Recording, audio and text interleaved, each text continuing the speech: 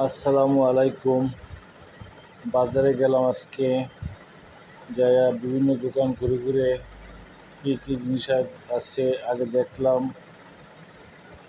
আমি সাধারণত যে সকল দোকান থেকে মালামাল ক্রয় করি সেই সকল দোকানের ভিডিও করলাম। আগে আমি কিছু স্টেশনারি দোকান থেকে কিছু দ্রব্য কিনব।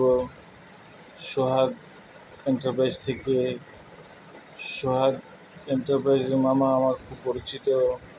আজকে 20 বছর যাওয়ার সাথে তার পরিচিত আমার ভিতরে আছে।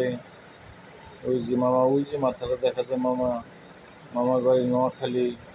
উনি আমাকে খুব শ্রদ্ধা করেন, ওনার বয়সে আমি বড়। এই যে দেখেন, এখান থেকে